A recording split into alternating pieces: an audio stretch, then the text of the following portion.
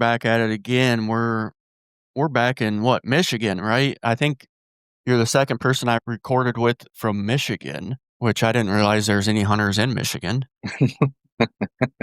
Yeah, there's quite a few. So who do we got here? We got Tom from Michigan. I don't want to pronounce your last name wrong. No, you're good, man. It's Tom Spisz. It's Polish, actually. So, Spisz, huh? yeah, yeah. A lot of folks just say Spiz because it's easier to pronounce. You're Polish, huh? Yes, sir. Awesome, man. So Tom, appreciate you joining. Why don't you fill us in a little bit? So you're from Michigan, outside of hunting. Fill us in a little bit about what you do for work and stuff like that, and then we can kind of roll into the hunting here. Yeah. So born and raised in Michigan, just outside of Ann Arbor.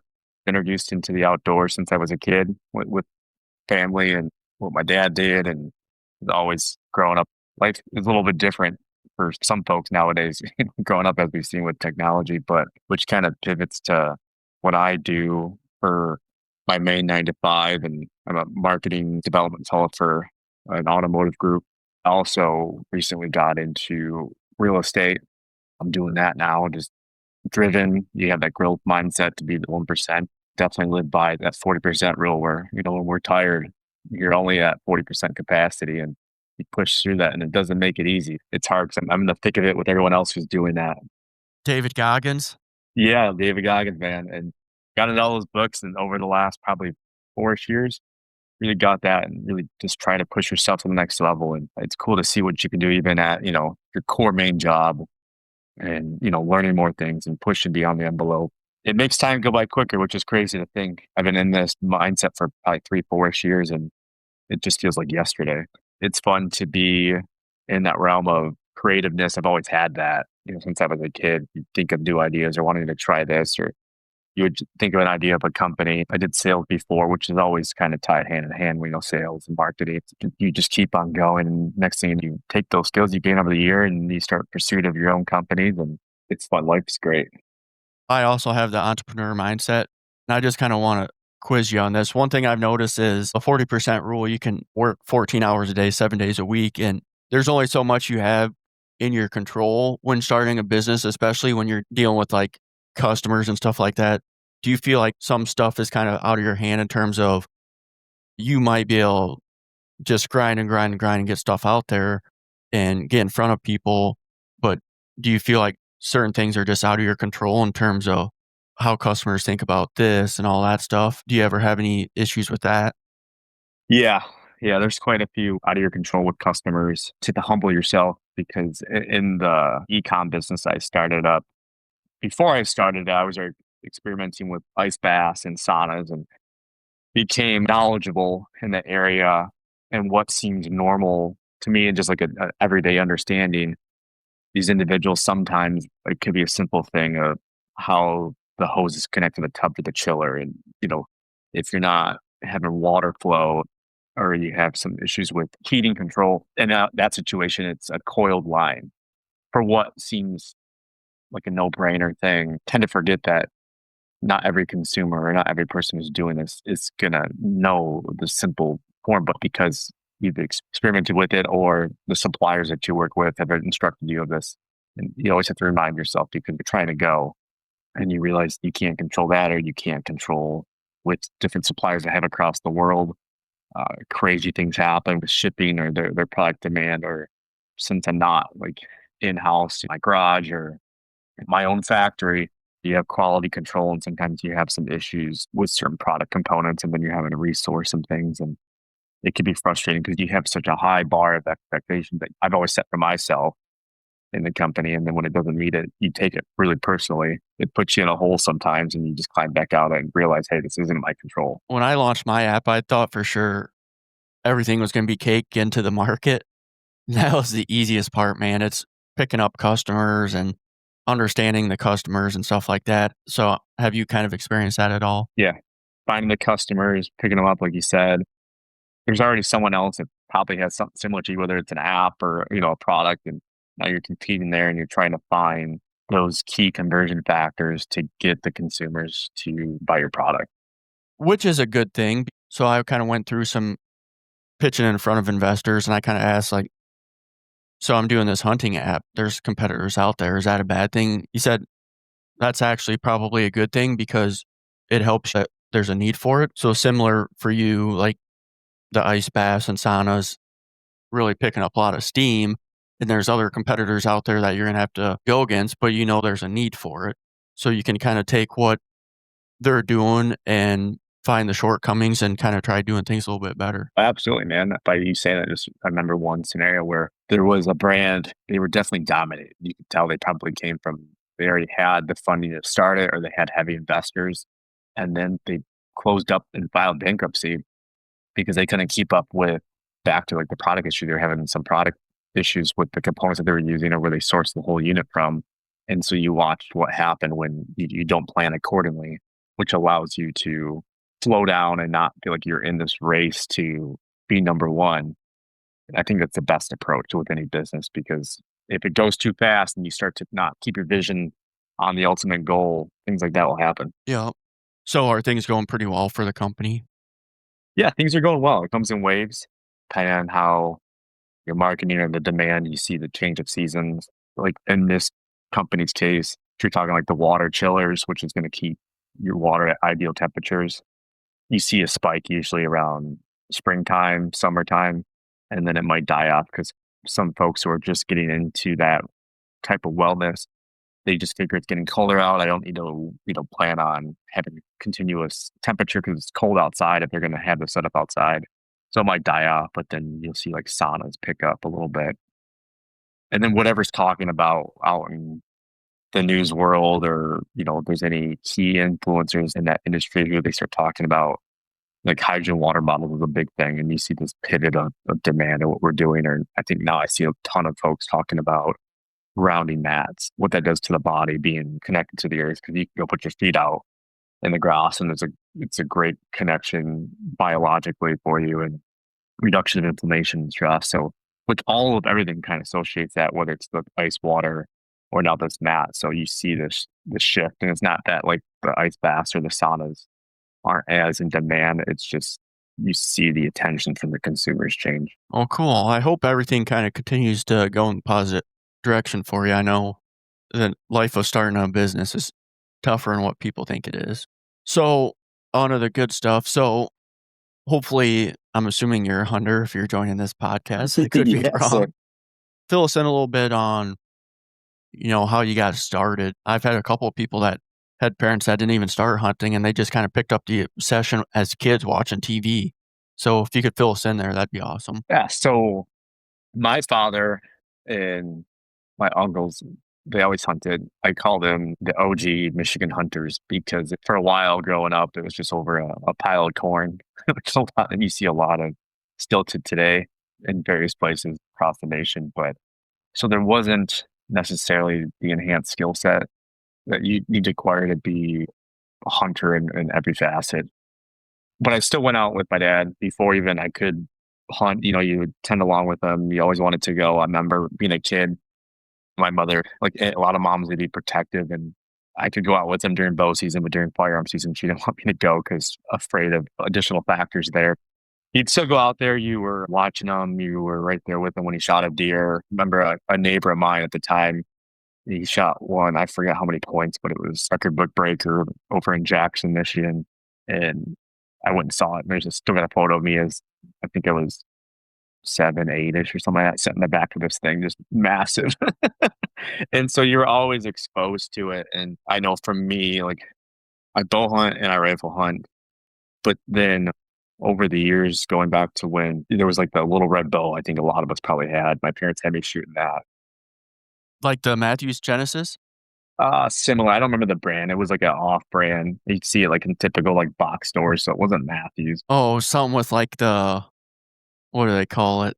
The little sticky ends you shoot at windows? Is that what you're talking about? No, this one was like legit. You shot regular arrows. You had to be like super close to it. Not much. No sights. I don't think they make it anymore because everything's evolved so much. So you were shooting the bow as a kid, and then I got into some competitions and just fell in love with the art and the skill set it takes to shoot archery. The challenging aspect, the closer you get to the animals, and the discipline it takes to practice the shots takes more training, both on how you shoot the bow but then also how you stalk the animal if that's what you're doing. And so it became a very addictive, great habit.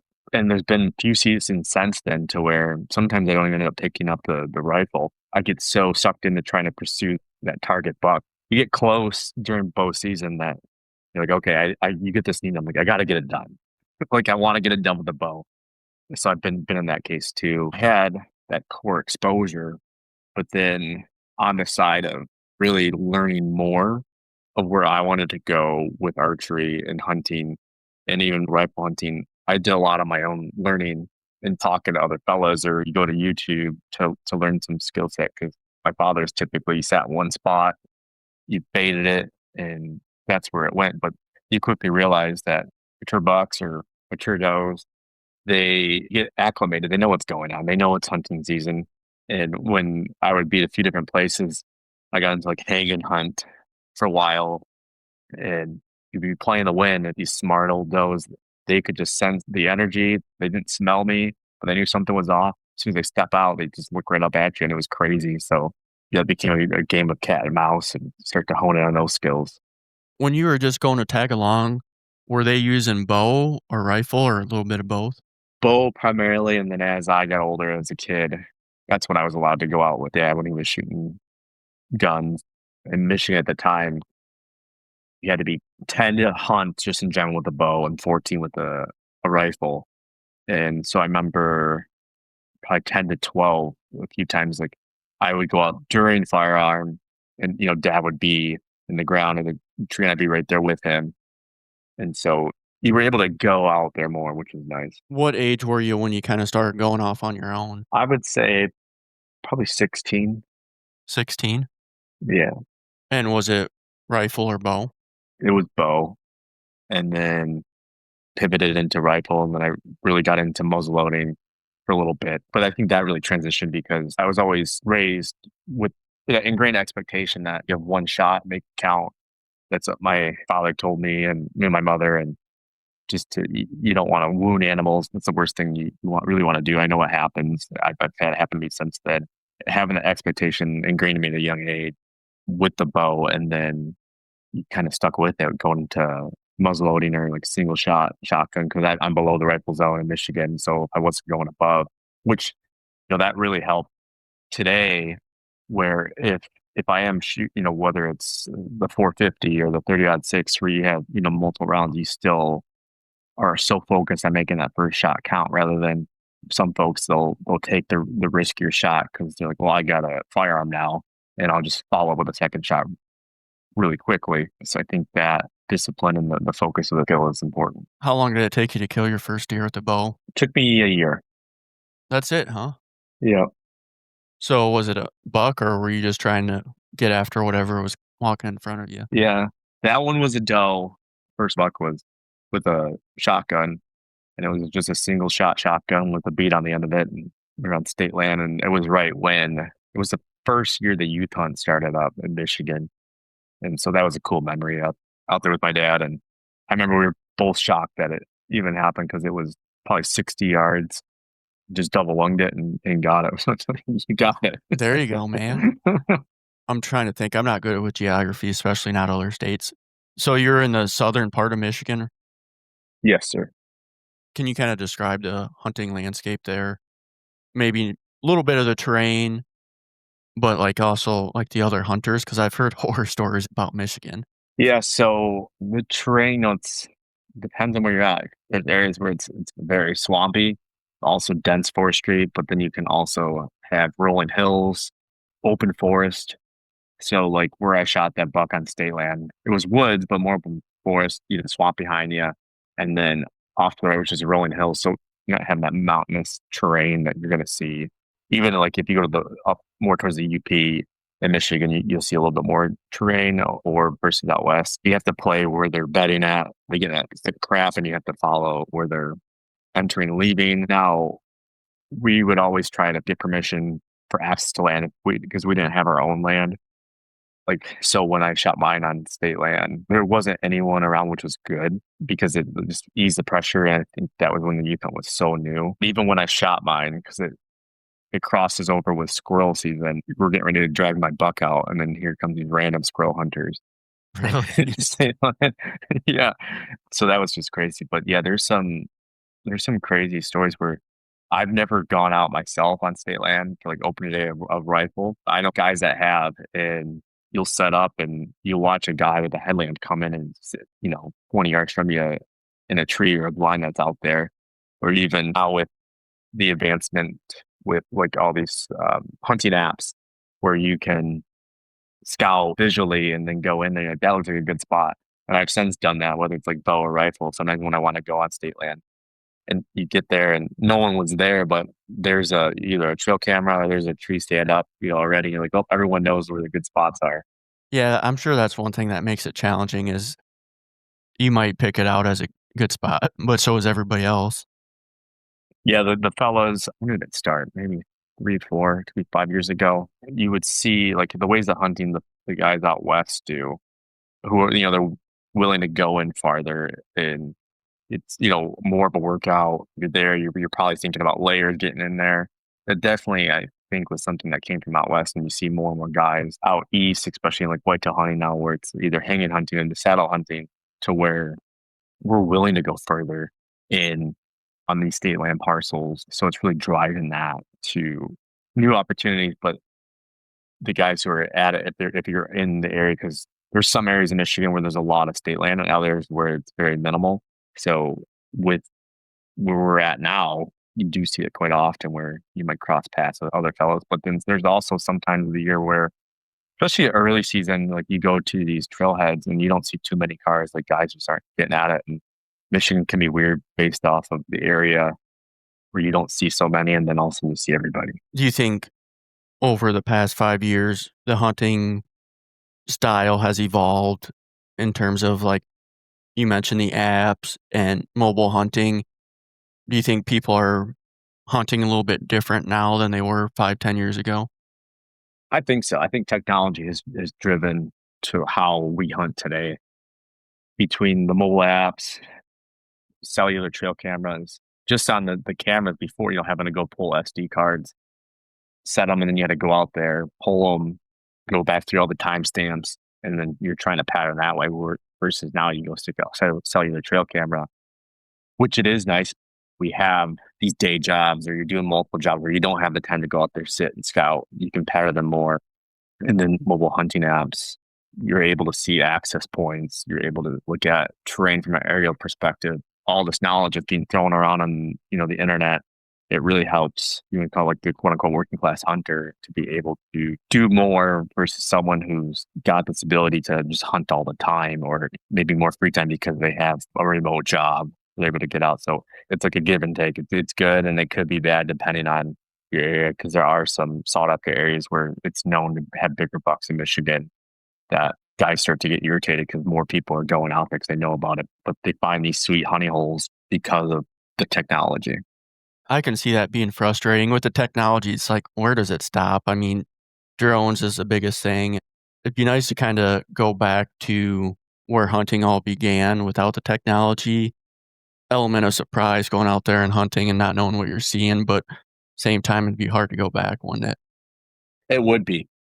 It would be hard to go back. But even I know for myself, I run the cellular cameras. I still have some non-cellular cameras.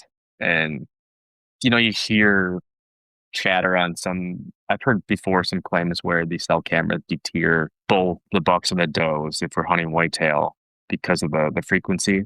I know that some of those have been myth busted. You got the other hand who they're dead set like, yep, this affects it. It was last year. And I noticed that like we have one area where we plant a couple of food plots and I wasn't seeing anything. Like you'd see a couple deer here and there and they'd be running the edge. They weren't really going through it like about this time of the year. So there's no pressure. And I'm like, this is weird. Like, why aren't they coming out here? And I put a non-cellular camera right near my tree stand, which was in the woods a little bit, the wood line. So I put another trail and I had 3 huge bucks that were running that. They just weren't coming into the food plot. They were just totally bypassing it. Really? It makes you think like, is there a correlation here? I don't know. Cause it's like, I wasn't even going out there that often because of the cellular cameras, which is ideal. So like my smell wasn't going to be out there, my father's. scent wasn't going to be there. I'm trying to mitigate the amount of exposure of the human scent. And it was still interesting to see. It just could have been their path that they decided to run that year, but providing good food sources for them. And they were just totally going around it. And then I even watched one last year. It was a nice one. We were hoping that he was going to give us an opportunity. And then he either got a fight or just was, marking up a tree, and he broke up the one side and watched this huge buck come in. And the way his trail came in through like the thicket. And again, he walked, like, he didn't want to come out. He was like walking the edge and just totally avoiding the cell camera. I don't know. It's interesting to think, or maybe it's not, but it's just a natural instinct to, not be in the open where the chance of his life being taken, it's a fight or flight situation. And it could just be that too, but it's an interesting observation to look at. Even if it does, I don't have an opinion one way or the other. I wonder if having it set to send pictures instantly versus once a day would make an impact. Yeah, I mean, potentially. I think it could be, how often that's going on. Like you said, you're not biased one way either, because there are times where you get big bucks that are on camera and it doesn't seem to bother them. And the way that there's the cellular cameras have evolved, the no glow function. Some of them, they would have like a little green or red light that lights up when it's taking the photo, which I could see that kind of catching their attention a little bit. But yeah, who knows? It's interesting. Animals are interesting. They're a little bit smarter than us when it comes to being out in the wild. Yeah. Describe for me real quick, not the landscape of where you're hunting, but just like the general landscape of hunters in Michigan. Depending on your area in Michigan, I've heard it's like all the hunters are like, if it's brown, it's down. So I'm just kind of curious. There's a mix. There's still a lot of folks out there that they have that mentality that brown is down. But there's been a huge push, like on the APR restrictions. We have some APR restrictions based off the area. Some areas are greater, some are less. When they start talking about CWD zones, you see it change sometimes from our NRC and DNR, but they notice like an increase in EHD. So that could like alter. But then a lot of guys that I know, it's like self-imposed APR restrictions. We do want to see bigger bucks. And over the 5-year times, you saw that demand and that interest is like being in Iowa. You all have monsters out there. And I think as guys, drew tags that went out there, like, we want bigger bucks like this in Michigan. So you start talking to fellows like yourself, and this is what you're doing. You're passing up these bucks that are great Michigan bucks that many of us would shoot, but they're trying to get them bigger. And year after year, you just see guys now taking big Michigan bucks, where now you have people who live in Ohio or Indiana where there are bigger bucks that they're wanting to come up and pull tags in Michigan because they either know someone or they're going to lease some property in these heavy dominated big buck areas. It's a fun shift. But then if you're someone who always had the ability to get access to these properties for kind of just like a gentleman's agreement, like, I'll do some work for you. Now they know that they can get money. And so now you're playing with the whole leasing the property game with individuals, both local and out of state. Yeah, it's unfortunate. There's big deer in Iowa, but there's not one behind every tree like people think. So do you ever get out of state hunting at all? Yeah. If it's like whitetail, I'll typically go to Ohio. Turkey, I've been to Kansas and Missouri. And then for black bear, I've gone up to New Brunswick, Canada. Really? For that. Yeah. So that's a lot of fun. That was a fun drive, long drive, but it was fun and it was worth it. Different terrain and different style hunting. And even if you go to like the UP, and like I drew a tag for black bear in the UP, it's heavily dense. I was on the west side over there and watching the other wildlife, and the deer while you're up there chasing the black bear. It's interesting how habitat changes, how these animals move around. For sure. Looking at all your hunts, whether it's in-state or out of state, do you have one hunt that kind of sticks out to you the most as maybe being the most memorable? I would say the New Brunswick black bear hunt, because it was one of those great opportunities in life where everything aligned to get there. They were like, you just have to be able to get there. And I was like, I will make sure I get there to do this. First time going to it, I didn't know much about it. First time even hunting black bear at the time. And so you're doing your research, and the guide and the individual who helped to make this even happen, they're like, you're going to see black bear the first day. They're like, wait till like the third day so you enjoy the hunt, so you're not just done over with. And I got placed in a unit there where, not until after I shot my bear, but before, was actually like less bears, but they were larger. I was given like this expectation I'm going to see all these bear, and the first 2 days I didn't see one. And you start hearing like guys are shooting, they're shooting their black bears. I met up with some fellows from New Jersey, and what the heck? I just drove 16 hours. I haven't seen one alive. But then I saw mine on the third day, and they had told us because they use barrels over there, and they're like, if he goes to reach in, that's a shooter. And this thing was so big, its back was towering the top of the drum. And so as soon as he gave me the shot, I took it, and nice long heart shot. He didn't go far at all, but it was a fun experience, and you had an idea what it was going to be like, and then what it ended up being like this whole like predator versus predator at that point to do it. And it was like I was hooked after that. I was like, this is almost better than whitetail. What do you mean when he goes to reach in? Just comparing him to the size of the barrel or what? Yeah, yep. So the big like 55-gallon drum barrel there, that's what they would use. So if they stand up to like try to reach in and grab, use meat up there. If he tries to get in there and get the food, they were saying that's how they kind of judge if it's what they call a shooter bear. You can shoot anything you want if you want smaller, but if you wanted a good size, older age black bear, that's how they kind of judged it up there. And they could easily reach in there without trying to tip over the barrel. Like if they're younger black bear, they're gonna probably try to tip it over to get into the food. But if they stand up, and you kind of knew. But so this guy, he came in and he was towering it just as he stood on all fours, but he never even reached in there. He was searching for a mate that day, I think, and had no desire for the food, and just saw the right opportunity and took the shot. How big was he? He was 450 pounds. That's a pretty big black bear. Yeah, it was pretty big. And it's always interesting, like based on areas and how, especially to get to like the bears and how you get them out afterwards. And we weren't quarter them out or nothing, but they actually up there they go in with actual stretcher. And so you throw this big old black bear on a stretcher, the 6 guys, you're kind of rotating, trying to navigate this bear on a stretcher through this big cedar swamp and get it out to the open to get in the truck. And so that was pretty fun. So it was some pretty nasty terrain. They couldn't get a ranger or anything back there. No, so they could probably get it down the trailhead a little bit up there on the crown land. But then after that, because I was at a ground blind, so past that, it got so dense you couldn't get in there with the ranger. So when you go on a hunt like that, are they just telling you where to go, or you have somebody with you? So they're telling where they go. So they call like semi-guided. Where basically they put out the bait. They had the trail cameras out to catch the activity there, and then they set the blind, but the rest was on you. So when going into it, I assumed that someone was going to be in there because I hadn't never done any kind of guided hunt prior to that. And I was like, all right, there'll probably be someone with me that's going to say, shoot this one or don't shoot this one kind of a thing. And they just have a nice day, just drop you off. And Really? you had no cell phone service, no nothing. They dropped you off at like 3 or 2 in the afternoon, and they picked you up when it was dark. And because it's much more north than here, it got dark later. And that was a spring bear hunt. So I think one truck had like 4 guys they dropped off along the stretch of crown land up there. And I was the first one dropped off, so I was the last one picked up. So I wouldn't get picked up till like 11 o'clock at night.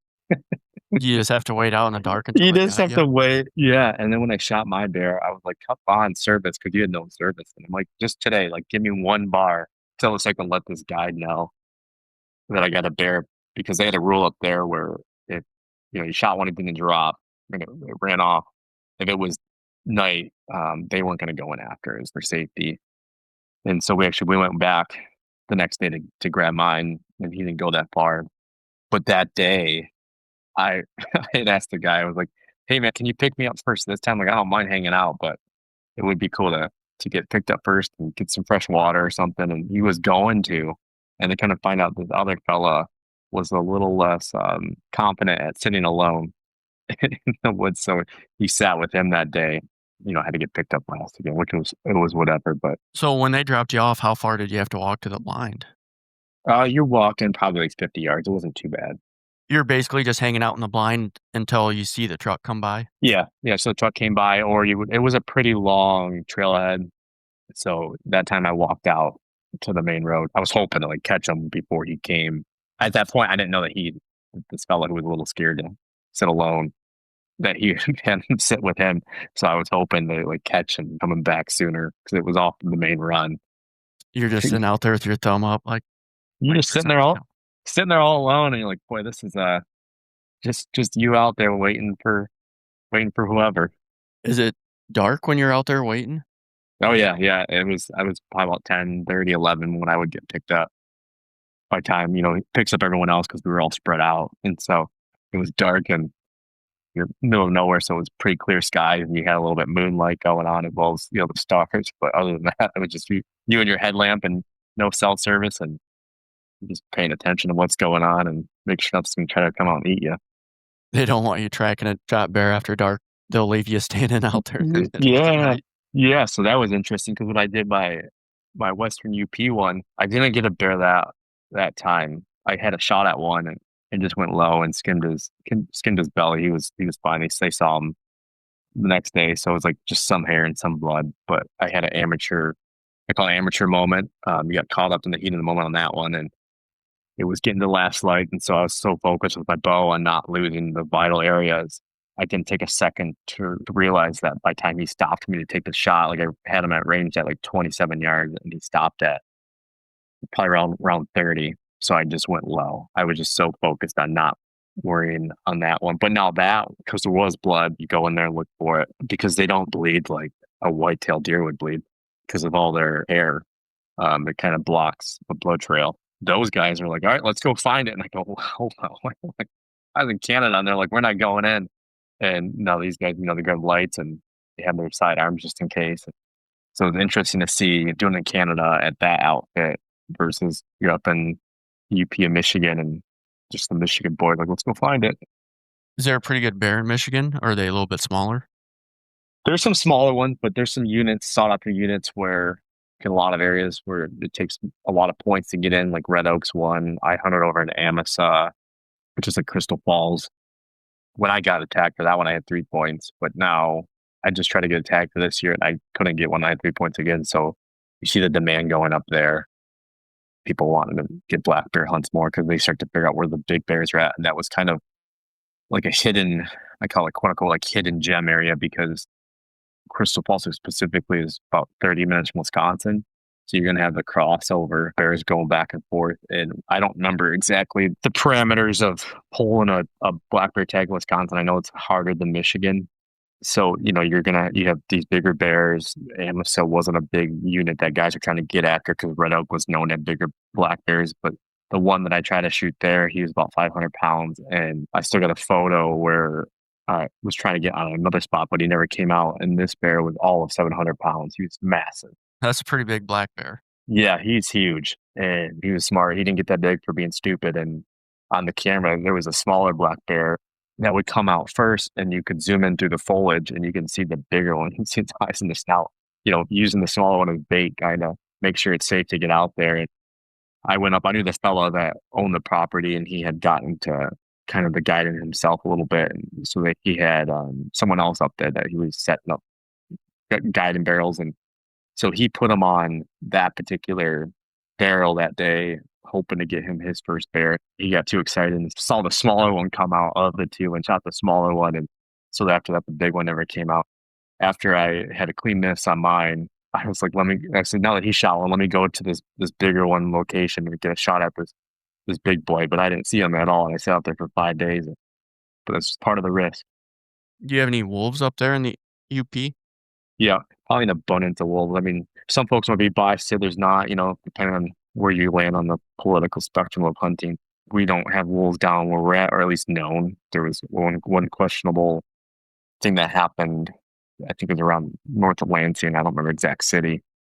Someone was out coyote hunting and shot it. Thought it was a female coyote, just a big one. It ended up being a wolf, and they had no idea how it got there other than through migration, which we don't typically have them. They're all the UP. But when I was up there, the first night, I saw 3 wolves and saw porcupines, badger. You saw everything. I'm like, this is crazy. Crazy to think that in the state of Michigan, you have all this wildlife just north, and then there's cougar sightings up there too. I didn't see any, but the landowner said that he's seen a couple, and so they exist, just not as an abundance of like out west. Do the wolves ever mess with hunters? Not that I'm aware of. the one, I don't remember the right terminology on that, but like the one that always they can tell, they smell you and they know something's off, and they're coming out to check you out to kind of see if you're a threat, if you're food, or what you're doing. But they didn't come around. They weren't trying to, push deer around. I didn't see none of that. Imagine there's some scenarios that maybe they did interrupt, a hunter's hunt. I don't know any firsthand experiences myself. I'd be more worried about running into them walking out of the tree stand. Yeah. Yeah. They gotta be hard on the deer herd. Yeah. They're affecting the deer herd pretty well up there. We have Isle Royale, which is up there between Michigan and Canada. And it's one of the largest moose populations out there, which we can't hunt. You can't even draw a tag, but they introduce wolves out there.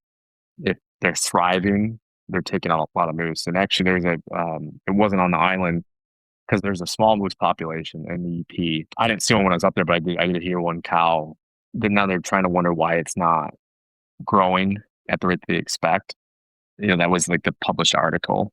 And then, of course, everyone chimes in and like, well, it's because of the wolves, which is very understandable. And the government doesn't believe it. Yeah, the government doesn't believe it. I understand, like any career profession that we're in, that they're looking at the quantitative data and the stats, and you can get so consumed by that. You need to remove yourself from that data set sometimes and just look logically. This is what's going on. If you have the habitat for it, they should be breeding more and growing this population. And if it's not, and you have residences that are in the area, they're like, there's a lot more wolves than what they're stating, and you can't do anything about it. So this is what's going to happen. They're going to go after the moose and they're going to go after the deer, and it's going to alter the herd. Is there a pretty decent sized moose in Michigan? Yeah, the ones that are grown and full grown. So it's a good sized moose up there. I don't know what the current status is on how many are in there, but not enough for what they expected. Same thing with elk. So we have elk herd in the lower peninsula up north near the Atlanta area, and I believe that's like right around 2,000. I think many hunters want to see that grow more, but now we're back into the political realm of things, where their DNR NRCs look at their data sets. They're talking with insurance companies because not just vehicle damages, but crop damages and how this scales. And it's so crazy to think like that takes factor into deciding the population. I see like Kentucky, they have a great elk herd now over the last decade. And at one point it's about the same size as Michigan's. And then they went hard at getting that herd up to an ideal number. And they did it effectively and right. Some people might say they don't agree, but I still think that we have space on both sides to grow the elk herd back to what it should be in Michigan and let the moose grow. But you got to have proper management. And that's a battle that we see all the time with these meetings that go on with the NRC and the DNR. And, I know good old Ted Nugent, he's gave input a few times at these meetings, and they don't listen as well, or maybe as receptive. There's all these other factors that go beyond what we know. But when you see some things on the logic side of things, they just don't chime in. You can't help but question it. It's all about the dollars coming in, right? I imagine if there's only 2,000 elk, there's nobody that can hunt them. There are a set of tags that get put out every year. You can apply. It's a one and done tag, though. If you do draw, you're never going to draw again. The only way that you can get two is they have a hunt called a Pure Michigan Hunt. It's like a lottery at that point, like a bonus. And if you get drawn for that, and you just so happen to get drawn for elk tag as the regular system, you can pull 2 elk tags. But other than that, you're only getting one, and you'll never get one again in Michigan. How big do you suppose they get in Michigan, the elk? They're going to get as big as some of them that you see out west there. If I had the data set right here, I could, be more thorough on it. But the number's not high on tags that are allowed. And then you got to think about the ones that are allowed. How successful are these hunters every year? So they don't all fill a tag. That'd suck, waiting a lifetime for an elk tag and not getting one. Yeah, and I mean, there's only so much area if it's state land access where they're going to be at. And then a lot of the elk herds, just like you see out west, you find them grouped up on private land. They're smart. And so now you're dealing with private landowners who maybe they don't even allow hunters to go out there, or they're charging top dollar to have access to the property because they know you have a tag and coveted elk tag to the state of Michigan. And if you're not someone who has the money to get on that property for the access, you got to work with what you have to work with, and it is what it is at that point. You draw, I imagine you have to put your name in every year. Can you bypass, say, well, you probably wouldn't want to do that if it's so rare to draw. Like, put me back in for next year or something. or choose what year you want to go. You probably have to go that year. Yes, yeah, you have to go that year. Because there's some other great programs where if you draw and you can't go, you can donate your tag to these organizations that could be disabled hunters or veterans or individuals with critical life illnesses, whether it's out tag or bear or whitetail, you could donate it. But Michigan doesn't have a program set up to where if you donate it, you lose that chance, you lose that draw. Like if it's on the black bear side, say you had 10 points to get the red elk unit and you take the tag, you don't get to keep those 10 points. Versus there are some states out there that if you do donate that tag, because you just can't hunt that year, you get to retain your points. I've never put my name anywhere for tag drawing, so I don't know anything about it. I've only done a few states. It's like a science in itself when you get into that realm. I know to you guys that they apply all over the place and strategic, and then you start talking about applying as a party.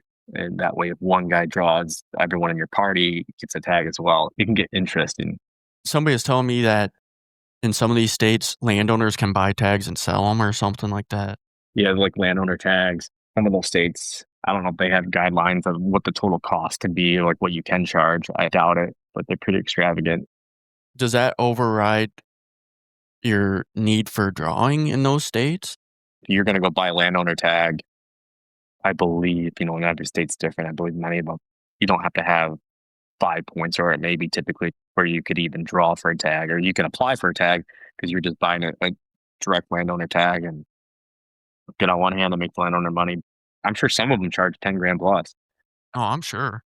Me myself, I don't got 10 grand to go dump on a tag like that, which would be fun because I would love to hunt more. I'd love to get out in every state if you could and have those tags, but it's just a reality thing, and it is what it is at that point. But it's kind of just where we've evolved to. Maybe your company will take off and you'll sell it someday and you'll be able to hunt for a living. Yeah, there you go. You'll just write it off. This was a team building expense. There you go. There you go. Yeah. So you've done a few out-of-state hunts. If you had to pick one hunt that's on your wish list, what would it be? I would say I'd love to go hunt elk over in Montana. One of the prime units. I can't remember the one, but I know there's one. It's like a triangle parcel that borders Yellowstone. You have to have a lot of points to get in on there. But because, it's less pressure, you get all these monster elks that are coming, through there from the Yellowstone Park, which you can't hunt at all. And I think that would be an amazing hunt where you're just like overwhelmed with big bulls and you're like, which one do I pick? Would you go bow or gun? I would go bow. Even on the Michigan side, like I apply every year to get the elk tag, and if I got it, that's one for sure. I would burn up every day of PTO I have from my main job.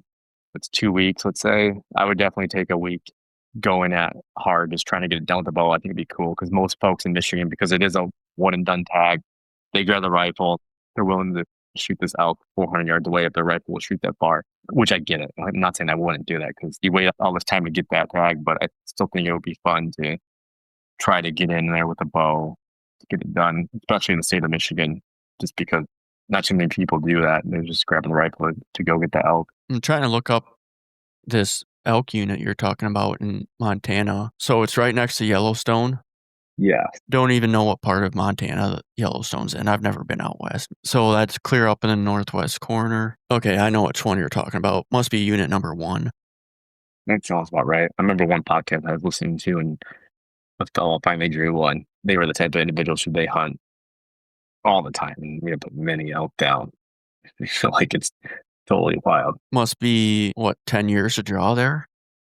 I think so. Yeah, it was something like that. The guy I interviewed last weekend actually lives in Montana. He's killed a lot of nice bulls. That's sweet. Elk's fun. And that's on my list. You had a few guys that were all in. It's a different type of hunting out in Michigan. And going out west, you have to prepare, you have to train for it. And so you had a few guys that were like, all right, we're going to do this in X amount of years when we first talked about it. And then when it was time to get to it, I was like, all right, guys, let's go and do it. Like, actually, we just don't want to. We don't want to do it. And so, all right, well, I guess we're going to play this on my own then. Do you know how much it costs to just on average, some of these states to put your name in every year, $25 a go? It's going to vary state by state, at least $100. Are you kidding me? Some might be 50. I've been so busy this year. I didn't apply for any, I didn't get any points in it this year. Actually, I'm not even sure what Colorado is now because they switched it. Archery now, you have to have points to get in.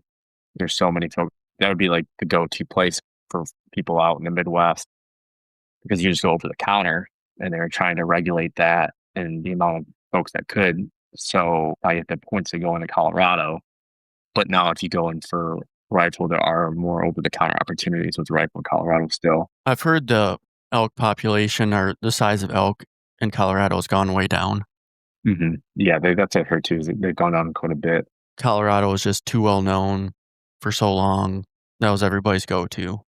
Yeah, and then you keep on seeing the political side of things that we mentioned, and I know there's been additional introduction of wolves, and it's crazier. And then you get guys who are irritated because like, all right, now you want to regulate the amount of people that come out here during archery because that's when they're prime time where you're able to do all the calling and everything. But yet you want to introduce wolves to handle all that. So it's interesting.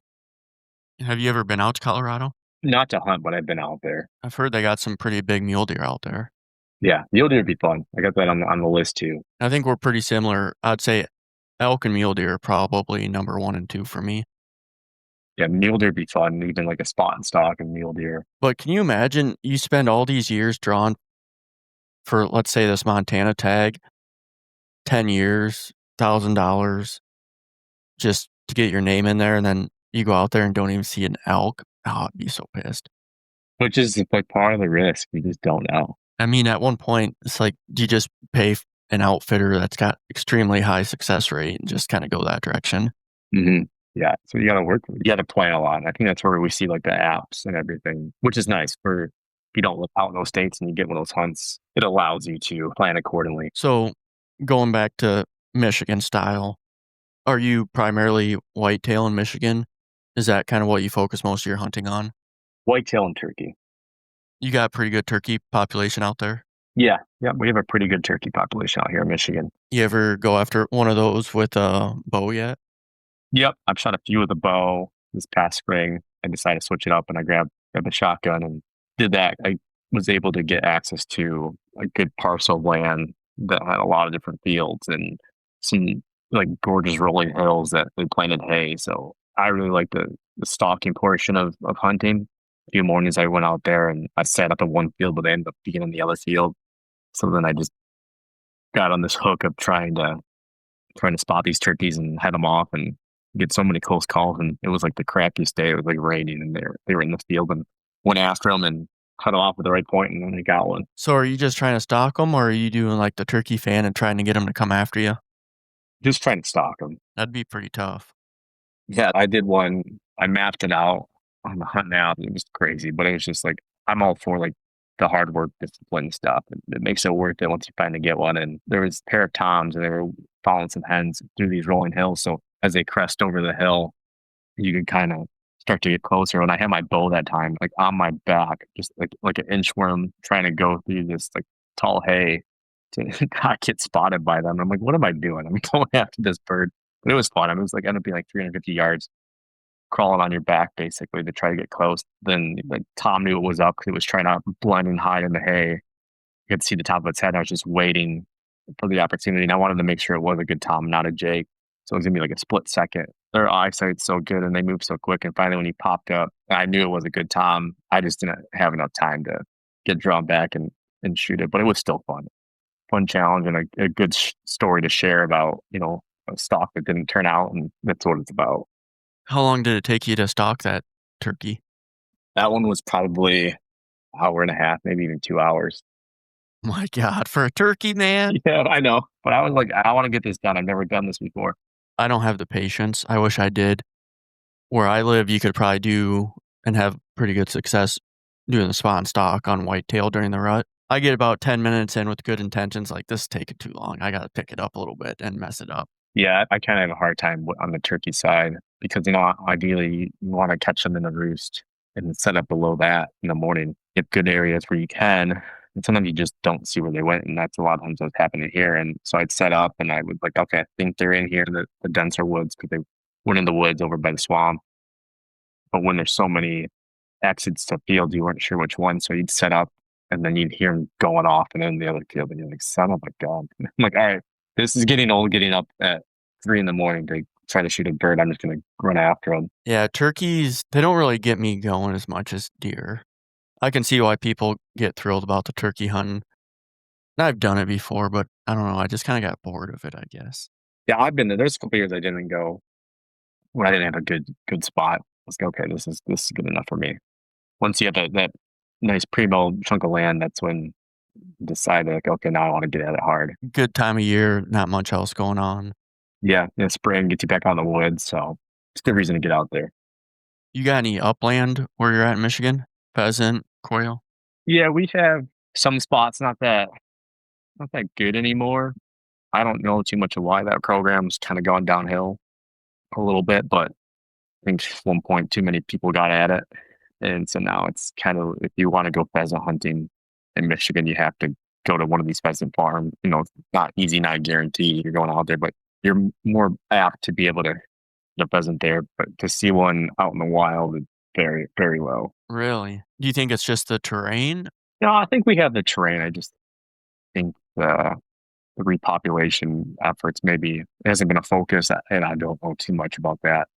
I know that there was a place where I grew up, a farmer, they enrolled in some program at a time where they were helping with the repopulation to where, they set up an area, they asked them, they couldn't touch them. There's like all these rules, requirements. And then once they were old enough, they could be released. But then as soon as you release them and it hasn't season, so what are you going to do? I mean, if you're the one that's doing it, you're going to set up with the dogs ready to rock as soon as they get out.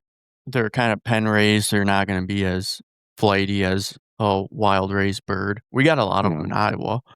We went through a stretch where they were pretty tough to come by for about 10 years, but they've really picked it back up. Right.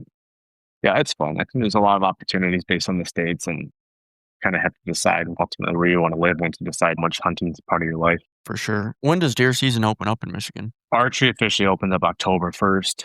We have a couple other, like there's a youth hunt. It's in September. There's a Liberty hunt and an Independence. I think they changed it, but they're early doe too. So we have basically 3 hunts prior to even bow, which that seems to be a topic of discussion a little bit. Depending on the area, there's a lot of folks going out, and with the change of, I know they recently just changed the youth hunting program a little bit without having it up. So I don't have kids myself right now. It was like eight or even 6 they could go, and which brought a lot of individuals out to hunting, and they use a rifle with the dad or the mom, whoever's out there with them. And I do remember reading an article where they're like, we're wanting to do that to try to increase hunter numbers overall in Michigan, because they have been down and they're still down. Based on that study, they were seen by even offering it at that young of an age, it wasn't keeping kids staying hunting. The number wasn't where they wanted it to be at. So I know they recently changed that a little bit. So is bow hunting more popular than gun hunting in Michigan? I still think guns probably top tier. It's probably, without looking at the numbers, I feel like it's probably still outweighs bow. You have a lot of guys still, like November 15th is open day firearm. It's like a sacred holiday to so many. PTO's burned up for that week, and guys will wait. You see all the jokes where us archery hunters will be trying hard for the whole month of October into November. I'm trying to get after our shooter bucks that we want, and then you get some. It's funny. You just take the picture. It's like some overweight fella who's smoking a pack of cigarettes and he's hungover that day. Comes out and shoots this buck you've been after. He comes out and shoots it. Gun opens up November 15th, you said? Yeah. Oh my God, that's terrible. So yeah, it's crazy. So it's right around the rut. So when you look at it, I hunt primarily two private parcels, and it's not too bad. But there has been even years when you watch and you watch your behavior kind of switch up. If I heard some shots going off from like the youth hunt or one of the other hunts that are taking place in September, so then you have your strat in the archery, and then right when the rut's taken off pretty good the week before, firearm, it's great. Like we love that, but then firearm kicks off in the rut and it just kind of messes things up. And I know it's been a topic of contention of adjusting the date at different times, but it seems to stay like that's going to be the date for right now. And then with the hunter numbers declining in Michigan, because we also have muzzleloading season, which now in certain units that's turned into you can use any firearm still. So like where I live at, you can go out there with a 450. Still, it's like at that point you have, I think, about a month-ish of firearm. It's straight up multi-chambered rifles and shotguns based off the unit. It's almost like we shouldn't even have a muzzleloading season anymore. You have like a week break, and then it would be muzzleloading.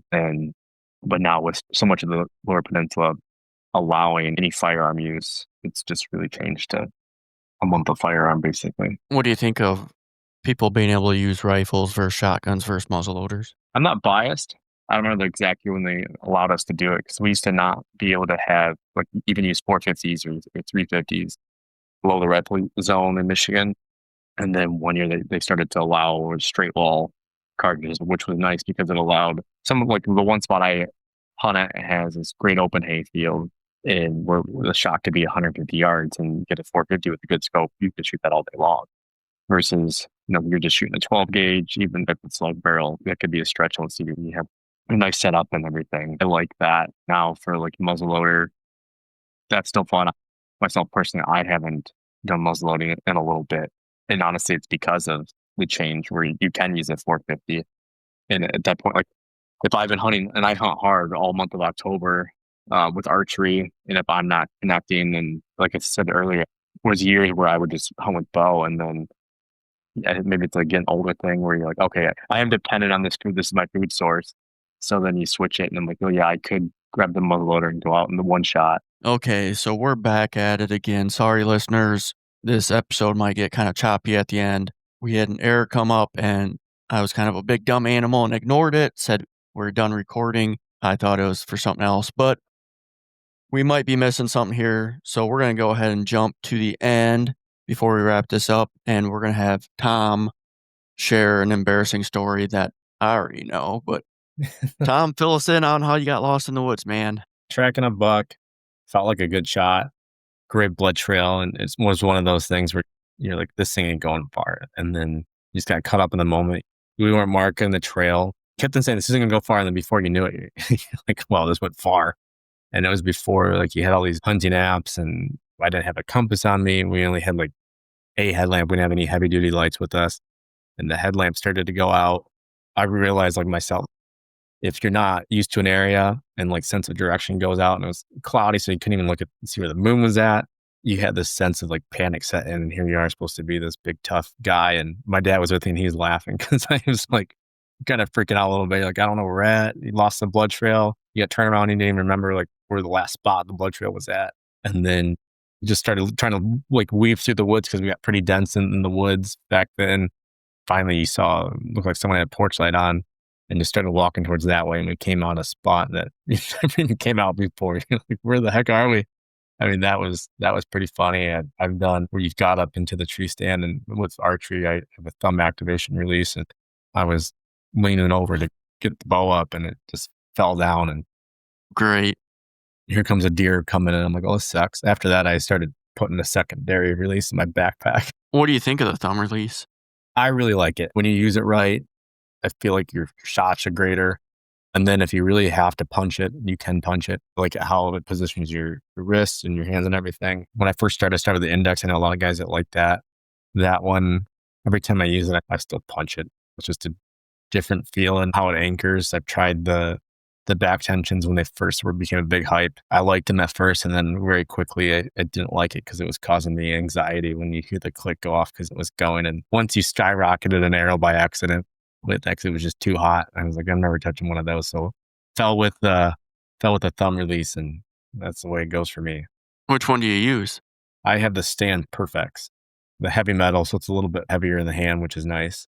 Stan, what? What is it? Perfects. Is it an older one? Yeah, it's a little bit new. Actually, I think it's right. Yeah, I got it right here. I'll show you. It's not that old, but it's Oh, so you can adjust it to. Stan Onyx.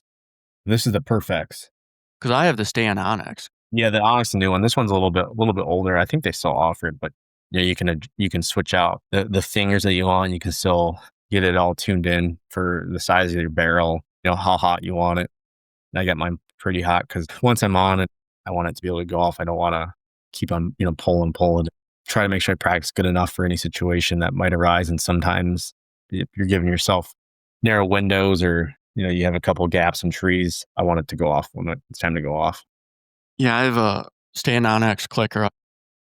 They're good, and they keep on evolving. Yep, but Well, I appreciate you joining for an episode, man. It's been a lot of fun. Sorry for the recording issue. I think we still got plenty of good content. That's right. It is what it is. We still got you a good hour episode. Yeah.